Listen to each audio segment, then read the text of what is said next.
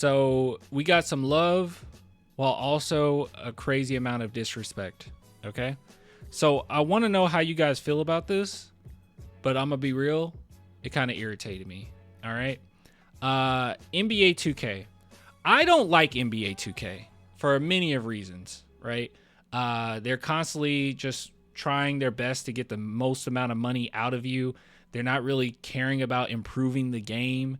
Every single year, every other year, they bring something back that was there 10 years ago. It's very frustrating.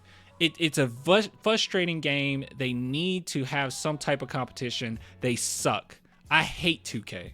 I hate it. I hate it. I hate it. I hate it. They make changes just so you can spend more money. It's never to improve the game. With that being said, there's a few ratings that they release, and while I don't think that it means anything, obviously in reality, I do think that this is an indicator of how the public views some of our players, right? So number one thing we'll look at is two different graphs that they put out, or graphics that they put out. This one is Cooper Flag at number 1, Dylan Harper at number 2. And I'm not mad at that. Obviously, Cooper Flag being 1 and Dylan Harper being number 2, that's understandable, right? Harper being a 78 might be a little ridiculous, in my opinion. I think he's at least a 80. Like, I think he's that good. But okay, whatever. You know, he doesn't get as much praise. But what is insane, and you guys might disagree with me on this, there is a sizable gap between Dylan Harper and Ace Bailey. And the fact that they think that they're this close is low-key disrespectful. We'll see. We'll see when the season pans out. We'll see if I was right. But I'm telling you, I think that there is quite a big gap between those two. Quite a big gap. And I would even argue that I think VJ Edgecombe is better than Ace Bailey. But we'll see. We'll see. Yeah, I don't hate it. I just don't like how close it is. Like, Dylan Harper is a much better player. Much better. Not 1 point better, in my opinion. But I'm okay with 80, but can upgrade during the year. It'll update. You know, he'll go higher or whatnot. I understand Cooper Flag being as high as he is. I think he deserves it. Maybe even slightly higher, honestly.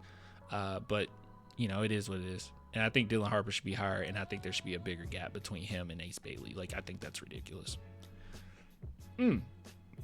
Okay, but moving on. Now, the one that I actually thought was pretty cool was this one right here. Fast break phenoms. Our boy De'Aaron Fox, 97 speed with ball. You love to see it. So as you can see here, this is an official graphic. Hold on, you probably not seeing what I'm seeing. Look at those top of the line graphics. Look how good those graphics are. What a phenomenal. Isn't that beautiful? Isn't that beautiful? How much money does 2K bring in? Oh, can you guys see? You see the green screen? I don't know if you guys can see it on your screen. I could have made it look better than this. Look at that. Look at that. A green screen. Green screen markers.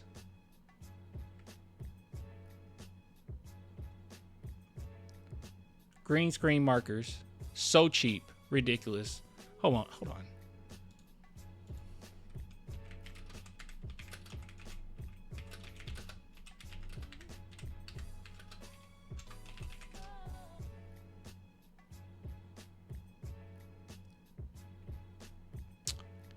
NBA 2K25 generated significant revenue for Take-Two Interactive, with net bookings reaching 1.3 billion in a single quarter.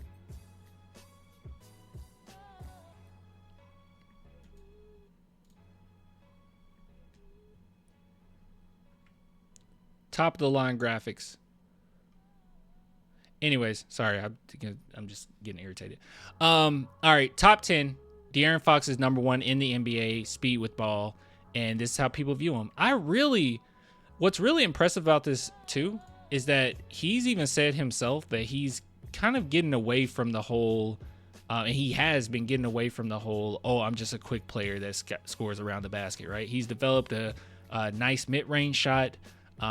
He's attempted more three-pointers than before. And one thing that I want people to pay attention to, here, I'll show you, is when you go to his stats, because I've seen a lot of Spurs fans do this, and I don't like that we're doing this. So people will bring up his shooting, and they'll say he's not that great of a shooter. Three-point shooter, that is. And I would agree with you to an extent, but I think that this might end up being like a special case. I guess you can make the argument both ways, but I think this season might be kind of a special case, right? So as you can see, this season, it's with the Spurs, only 17 games, 27% from three, right? He averaged 5.6, was 27.4. But we know that he had that pinky issue, right? And then the Kings, it was 32%. We know that he had that pinky issue all season long. The season prior to that, which I think is pretty interesting, is he shot about 8, which is the most in his entire career that season. And he had the highest efficiency of his entire career.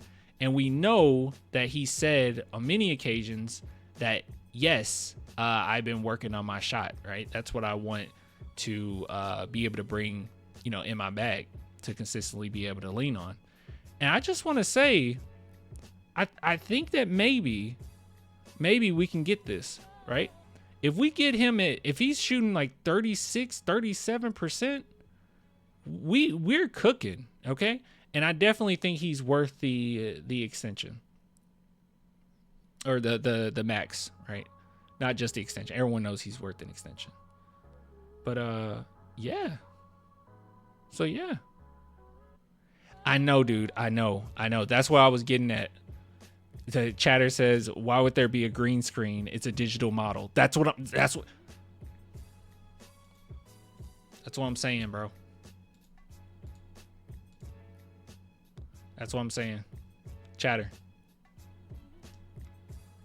$1 billion company in a quarter. $1 billion. $1 billion. So deserving of that. They're so lazy, bro. It's ridiculous. So lazy. Anyway. Yeah, I think that he's worked on his deep game too. I think he's going to be pretty doggone good.